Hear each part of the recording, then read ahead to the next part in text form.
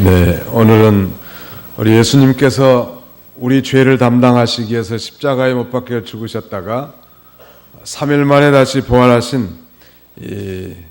그걸 기념하기 위해서 부활주일 예배로 지킵니다.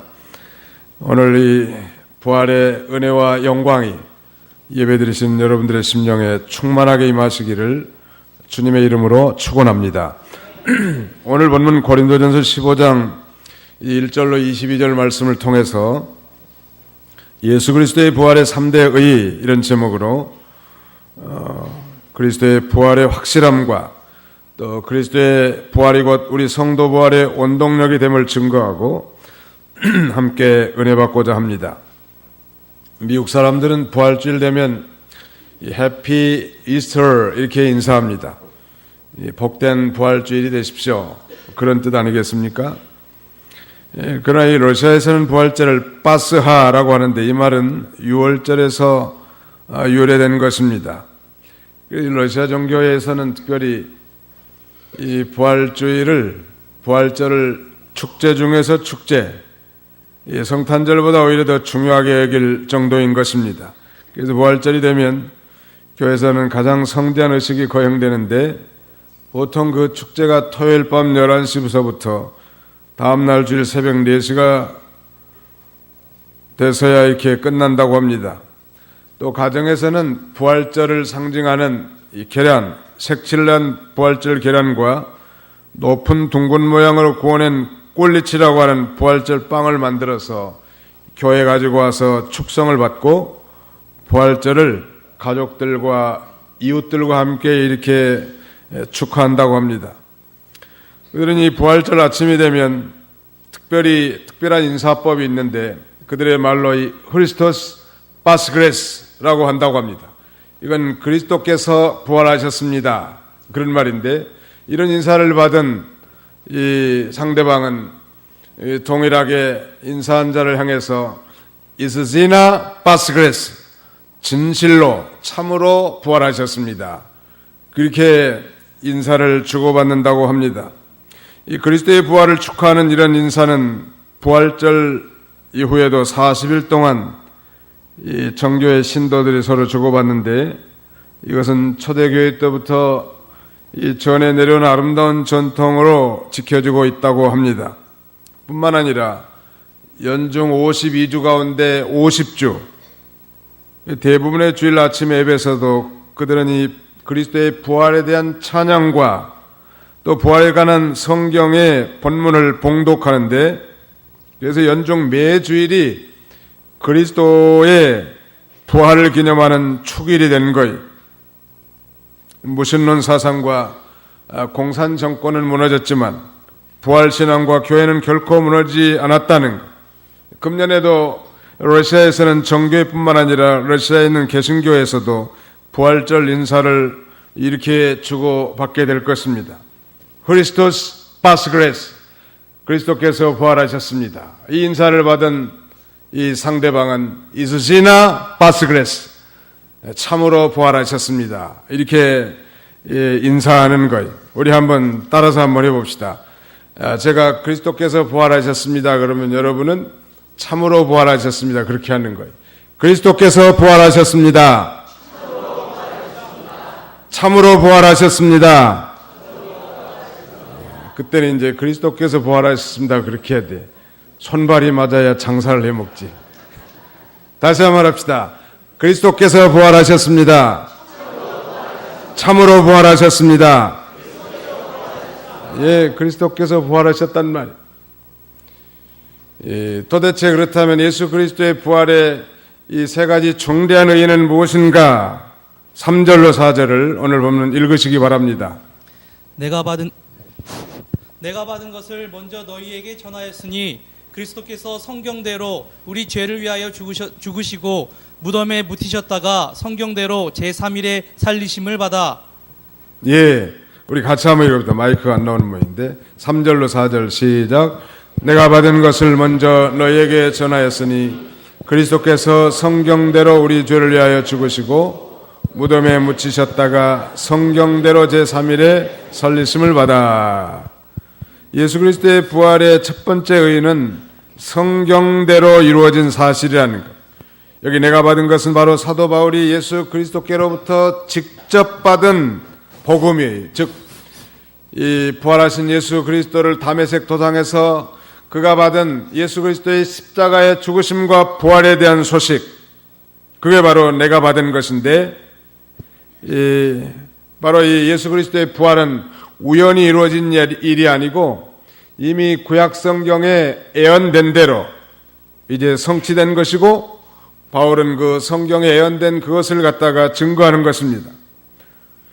이 시편 16편 10절에 보면 다윗은 선지자로서 그 속에서 역사하는 그리스도의 영으로 말미암아 이렇게 예언합니다. 시편 16편 10절에 이는 주께서 내 영혼을 수월해 버리지 않으시며 주님의 거룩한 사람으로 썩지 않게 하실 것이기 때문입니다. 극심한 고난 가운데서도 바울 사도는 이 천년 후에 오실 예수 그리스도의 부활 신앙을 믿었단 말이에요. 우리 개역 한글판에는 이렇게 번역합니다. 이는 내 영혼을 음부에 버리지 아니하시며 주의 거룩한 자로 썩지 않게 하실 것임이니이다. 여러분, 우리가 죽으면, 즉 영과 육이 분리되면 그 영혼은 즉시 하나님 앞으로 가지만 그 육신은 땅 속에 묻혀서 이제 흙이 되고, 아니 흙도 더 이제 부패돼서 하나의 원소로 바뀌어버릴 거예요. 그러나 그 원소가 영원히 썩어 없어진 것이 아니라 이제 예수님이 재림할 때 다시 하늘에 건 그 영혼과 결합해서 신령한 몸으로 부활하게 된단 말. 다윗은 성령으로 말미암아 장차 천년 후에 오실 예수 그리스도에 대한 부활의 이 신앙을 성령으로 기록하고 이렇게 증거하는 거예요. 뿐만 아닙니다. 구약 성경에 나타난 고난의 인물, 고난의 대명사하면 욥을 들 수 있는데, 욥은 극심한 고난 가운데서도 그의 확실한 부활 신앙으로 그의 모든 고난을 다 이기고 이렇게 고백합니다. 욥기 19편 25절로 26절에 보니까 나의 알기에는 나의 구속자가 살아계시니 훗날에 그분이 땅 위에 서실 것이다. 나의 이 가족 이것이 썩은 후에 나는 육체로부터 하나님을 볼 것이다. 놀라운 일이요.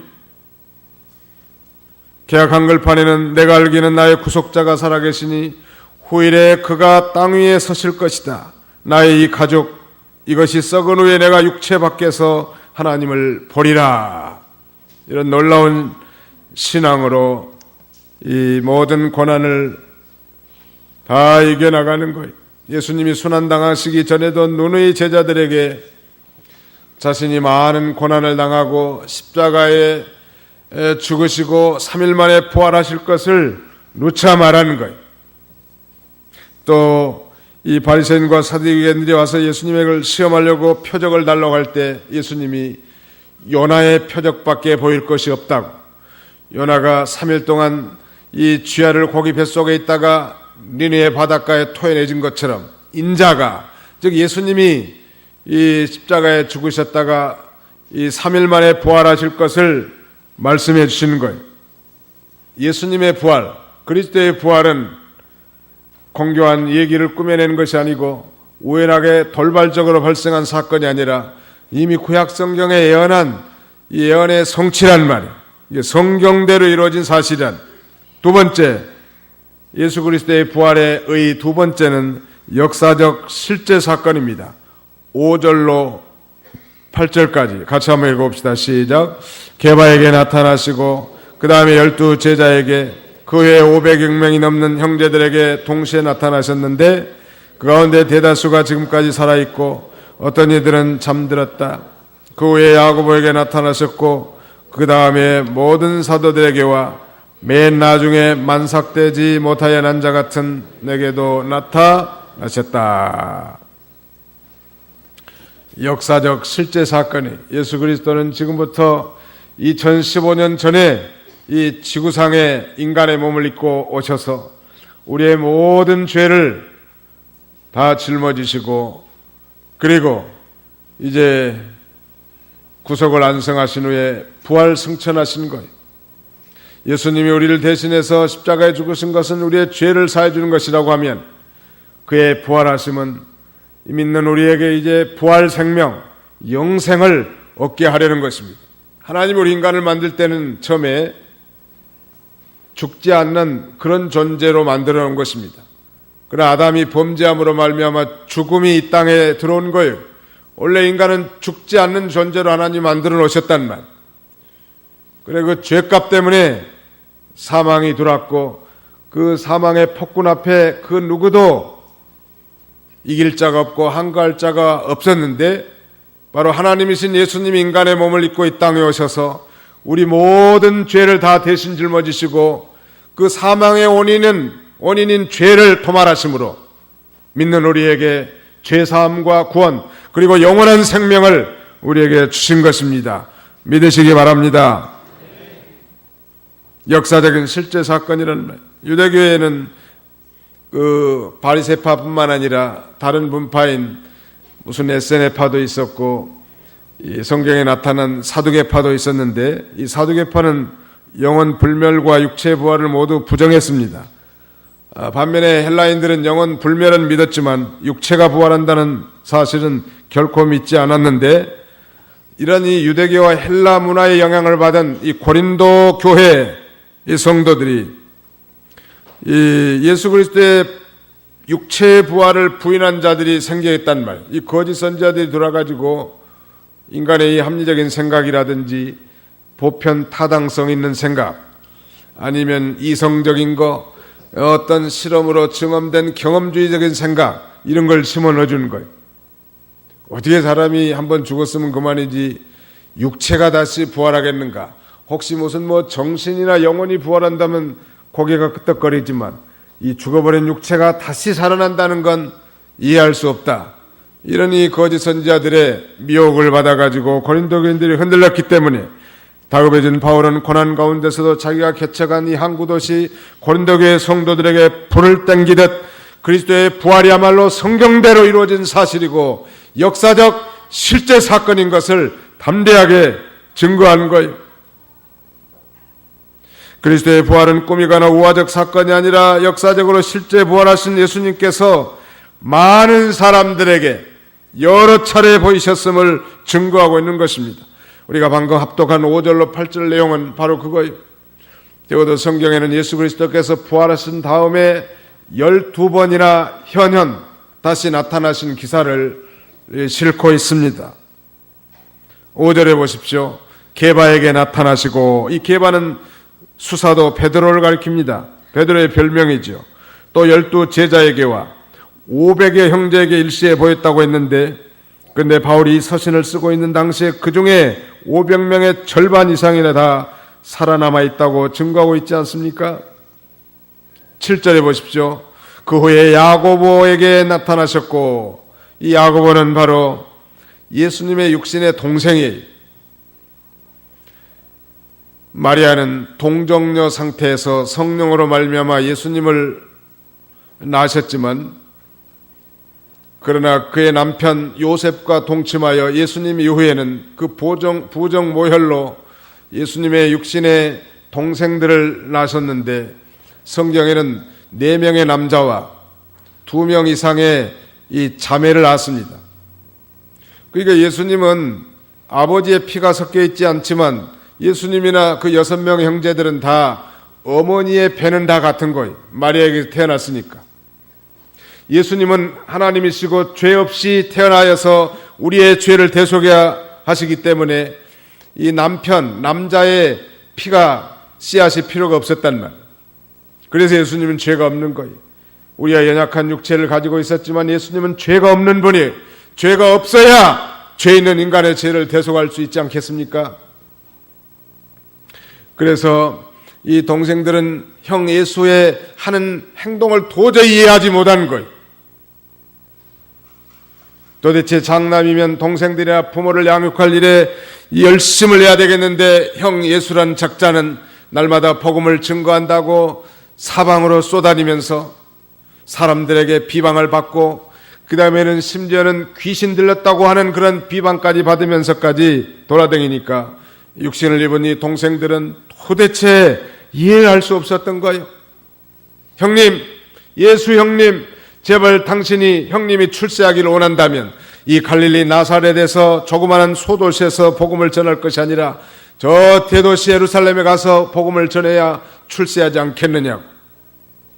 사람들이 예수로가 미쳤다고 하니까 어머니와 함께 예수를 잡으러 온 그런 일들이라든지, 적어도 예수님 생시에는 예수를 믿지 않았던 것입니다.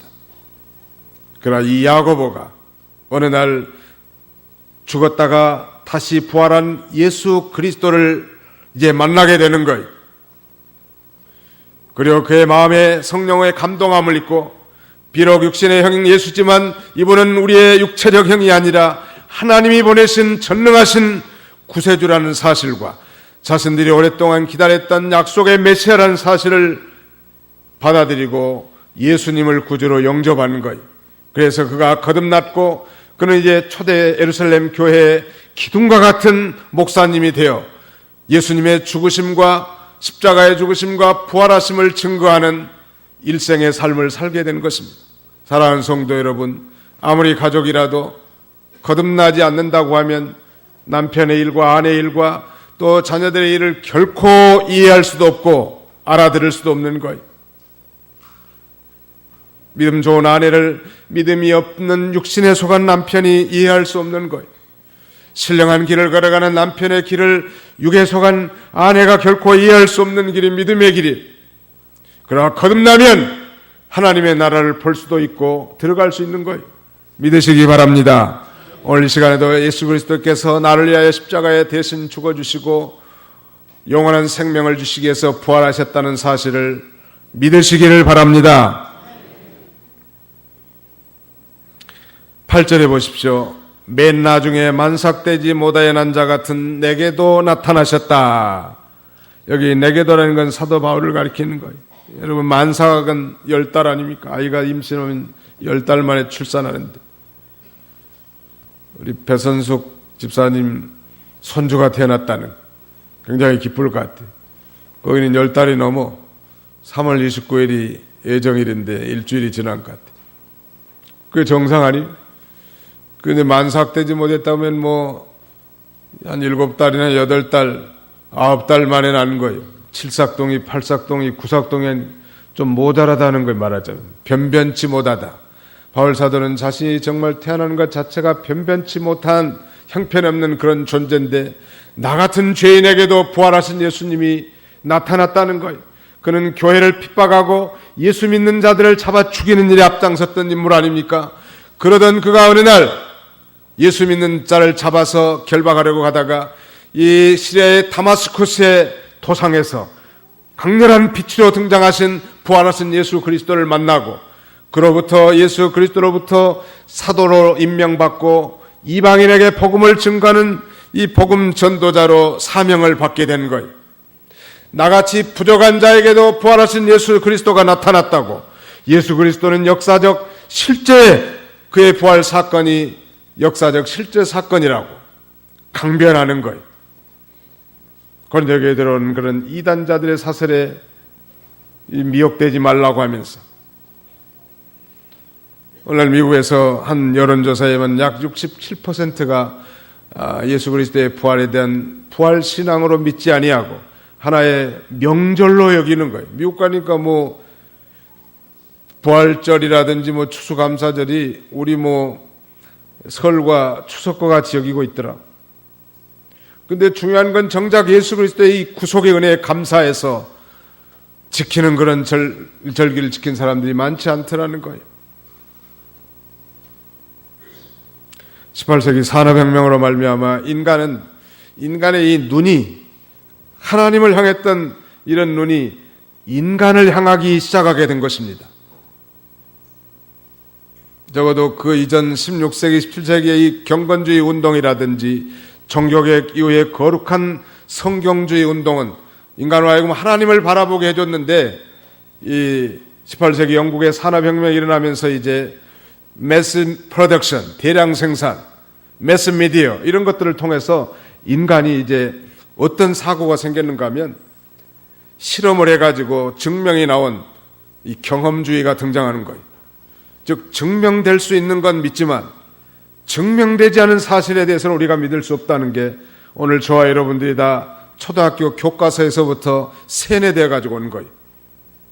우리 하나님은 전능하신 하나님이십니다. 증명되지 않았다 할지라도 자연을 초월하여 전능하신 하나님의 능력으로 얼마든지 죽인 자를 살릴 수 있고 병든 자를 고칠 수 있고 무리를 걸을 수 있고 오병이어로 5,000명을 먹이고도 남는 음식을 남게 할 수 있단 말이에요. 믿으시기 바랍니다. 그게 신앙이에요. 합리적이고 보편 타당성 있고 육신의 이성으로만 이해가 되는 걸 믿는 건 그건 진정한 신앙이 아니에요. 우리는 이 믿지 못할 사실이 성령으로 믿어진다는 것은 대단한 축복이란 말이에요. 마지막으로 예수 그리스도의 부활의 세 번째 의의는 바로 성도 부활의 원동력이에요. 비록 예수 그리스도께서 부활하셨다는 사실이 성경에 증명되었고 그 성경에 예언한 대로 성취되었다고 하더라도, 그리고 그 예수 그리스도께서 역사적으로 2000년 전에 실제 오셔서 죽으셨다가 부활하셨다는 것이 사실이라 할지라도 그것이 나와 무슨 상관이란 말이에요. 상관이 있는 거예요. 바로 예수 그리스도의 부활은 우리 성도 부활의 원동력인 거예요. 믿으시기 바랍니다. 거기 보십시오. 우리 20절로 22절 같이 한번 읽어보겠습니다. 20절로 22절 시작. 그러나 이제 그리스도께서 죽은 자들 가운데서 살리심을 받아 잠자는 자들의 첫 열매가 되셨다. 사망이 한 사람으로 말미암았으니 죽은 자들의 부활도 한 사람으로 말미암는다. 아담 안에서 모든 이가 죽은 것 같이 그리스도 안에서 모든 이가 살게 될 것이다. 창세기의 족보에 보면 아무개는 몇 살을 살고 언제 죽었더라, 아무개는 몇 살을 향수하고 언제 죽었더라고 하는 그런 족보요. 그러나 신약시대의 예수 그리스도 안에서는 살고 또 사는 그런 생명의 족보란 말. 누구든지 아담 안에서는 다 이 사망이 왕노래했지만 예수 그리스도를 믿는 자들, 예수님 안에서는 생명이 왕노래하고 다 예수님과 같이 부활하게 될 것입니다. 거의 그러지 않았습니까? 20절에 그러나 이제 그리스도께서 죽은 자들 가운데 살리심을 받아 잠자는 자들의 첫 열매가 되셨다. 예수 믿는 사람들을 성경은 잠잔다고라고 말합니다. 표현하는 거예요. 그렇게. 왜냐하면 우리 사람이 잠자면 아침에 다시 깰 것을 전제로 한 것처럼 예수 믿고 죽은 사람들은 다시 부활할 것을 전제로 하기 때문에 성경은 이 예수 믿고 죽은 자들을 잠잔다고 말합니다. 여러분, 성경에서 죽음이라는 건 결코 존재가 소멸되는 것이 아닙니다. 모든 죽음이 다 관계의 단절이에요. 그래서 보통 우리가 사람이 죽었다고 하면 그건 육신과 영혼이 단절된 걸 가리켜요. 그래서 예수를 믿었다면 그 영혼은 즉각적으로 천국으로 올라가고 예수를 믿지 않는 영혼은 지옥으로 들어가는 거예요. 그리고 그 육체만 우리가 이제 화장을 하든 매장을 하든 무슨 수목장을 하든 그렇게 하는 거예요. 그러다가 그 육체가 완전히 다 썩어져 버리고 원소로 변했다 할지라도 예수 그리스도께서 재림하신 그날 이제 천사장과 호령과 나팔 소리와 함께 우리가 다 부활하는 거예요.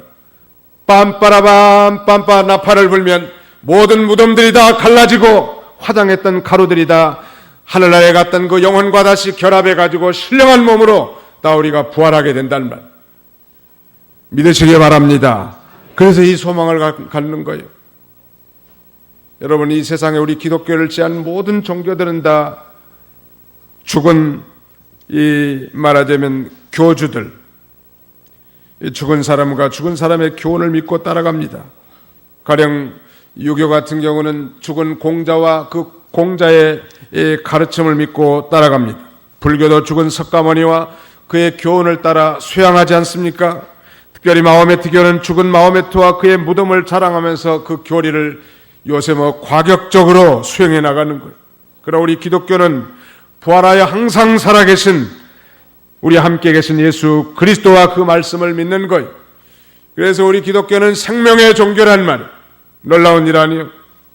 그래서 누구든지 예수 그리스도를 이 경험적 체험적으로 만난 사람들은 다 변화되게 돼 있는 거예요. 막달라 마리아 같은 여인은 7 귀신이 들려서 더러운 죄 짓는 인생을 살았지만 예수 그리스도를 만나고 그는 거룩한 성녀가 되지 않았습니까? 그리고 일생토록 우리 주님의 이 복음 사업에 존귀하게 쓰임받은 것. 국회의원이고 부자였던 이 니고데모나 아리마대 요셉 같은 사람들도 부활하신 예수 그리스도를 만나고 그의 인격이 전적으로 변화되어 복음을 변호하고 주님의 구속사에게 존귀하게 쓰임을 받은 거예요. 수많은 인물이 그래요. 엠마오로 가는 두 제자나 베드로나 바울이나 한국의 길선주나 이기풍, 아니면 우리 가까운 인태교 목사님, 다 이들이 다 부활하신 예수님을 체험한 자들이 부활의 주님을 만나시는 복된 시간이 되시기를 주님의 이름으로 축원합니다. 잠자는 자들의 첫 열매가 된 거예요.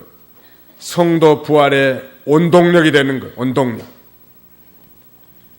첫 열매라고 하는 것은 그런 원동력, 본전, 보증, 증거, 예표, 그런 뜻 아니겠습니까? 요새 모란시장에 가면 아마 묘목들을 많이 팔 텐데, 어떤 묘목들은 갖다 심어놓으면 3년이나 한 5년 되면 첫 열매가 다 맺히지 않습니까? 감나무 같은 경우는 빠르면 3년에도 열매를 맺힌데, 묘목을 갖다 심었는데 첫 해 감 열매가 딱 하나가 맺히는 거예요. 3년이 딱 됐는데 3년 만에 감 열매가 하나가 딱 맺혔다고 하는 것은 이제 내년에는 감이 더 많이 열릴 것을 우리는 예측할 수 있는 것처럼, 바로 예수 그리스도께서 잠자는 자들의 첫 열매가 되셨다는 것은 예수를 믿는 성도들도 다 예수님처럼 다 부활하게 될 것을 가리키는 것. 어렸을 때는 그런 놀이 가운데 벌레등 가서 어떤 걸 했는가 하면 양쪽에 기둥을 세우고 나이살이라는 게 나이살이. 혹시 아시는 분도 계실지 모르겠는데. 그 술래잡기가 이제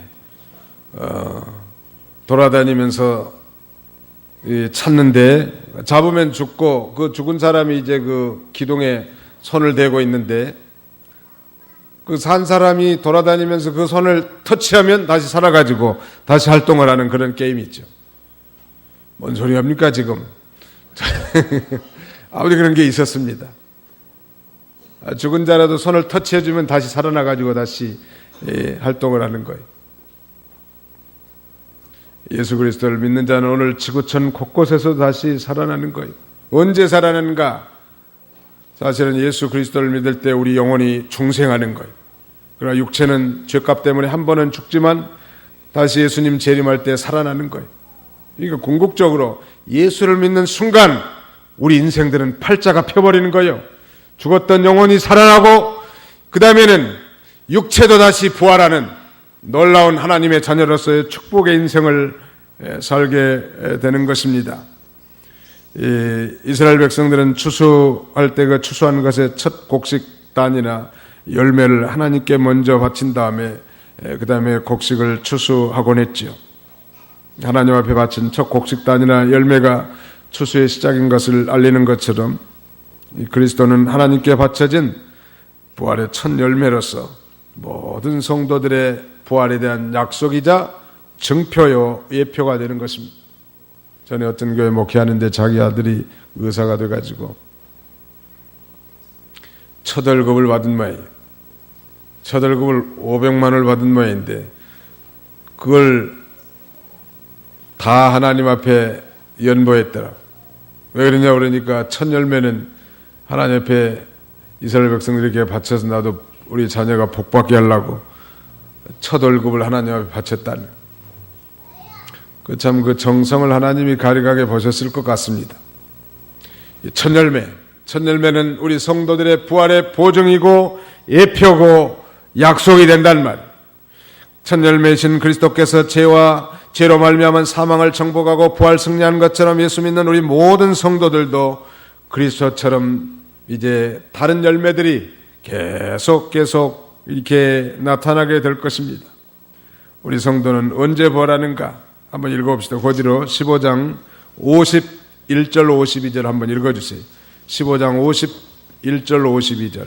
보아라, 내가 너희에게 비밀을 말하는데 우리가 다 잠잘 것이 아니라 모두 변화될 것이다. 마지막 나팔에 순식간에 호련히 그렇게 될 것이다.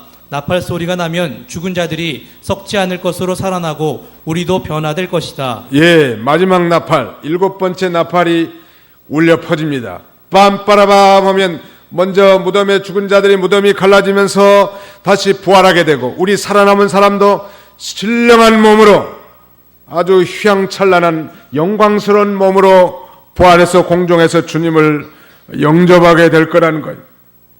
여러분, 부활이 없다면 우리가 오늘 여기 모일 이유가 전혀 없는 거예요. 부활이 없다는 전제하에 기독교 철학자 키얼케고르는 그렇게 말합니다. 인간은 사형 언도를 받은 죄수들이 감방에 갇혀 있다가 이제 한 사람씩 이 교수 형장으로 끌려가는 그런 모습을 바라보면서 자신의 순번을 기다리는 것과 같다라고 말했습니다. 사랑하는 성도 여러분, 오늘 우리가 정말 예수 그리스도를 믿지 않았다면 마치 사형 선고를 받은 그런 사형수들이 한 사람 한 사람 끌려가는 걸 보면서 내 순번은 언제 올 것인가, 그것을 기다리는 그런 존재 같다는 거예요. 정말로 그리스도의 부활이 없다면 우리 인생은 차례를 기다렸다가 죽어가는 비참한 그런 존재에 지나지 않는다는, 우리나라가 OECD 국가 중에 자살률 1위라고 하는데 극심한 빚독촉에 시달리거나 여러 가지 실패와 좌절, 시련, 그리고 상처를 받아 절망에 빠져서 극단적인 선택을 취해버립니다. 한국 사람들이 좀 획일적이고, 그다음에 한국 사람들이 상당히 편협합니다. 저도 한국 사람이지만. 심지어 월세를 내지 못해서 스스로 비관해서 자살한 사람이 있다고 뉴스에도 나오잖아요. 근데 그걸 어디로, 이 동사무소로만 전화를 해도 그런 구제책이 있대요. 다 정부에서 대체해주는. 좀 더 신중하게 알아보고 그 판단해야 되겠는데, 월세 125만 원이 밀렸다고 목숨을 끊어버린 게 말이나 되는 말. 그러나 우리 성도들은 어떤 절망과 시련 가운데서도 참 소망 있는 자들이야. 산 소망이야. 찬송하리로다. 우리를 예수 그리스도의 보혈로 말미암아 거듭나게 하사 산 소망 있게 하신 하나님이여, 우리는 지금 죽어도 부활의 생명, 영원한 생명을 얻은 자들이란 말. 그리고 그 부활의 주님이 이 세상에서도 나 함께 해주시고 도와주시고 장차 그리스도처럼 영광 가운데 부활해서 영생 복락을 누릴 자들이란 말이에요.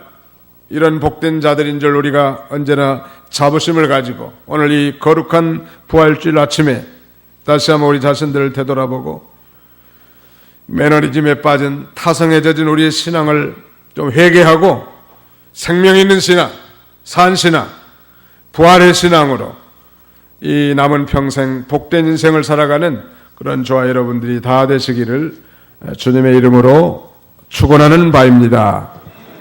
이제 우리 다 같이 찬송하시겠습니다.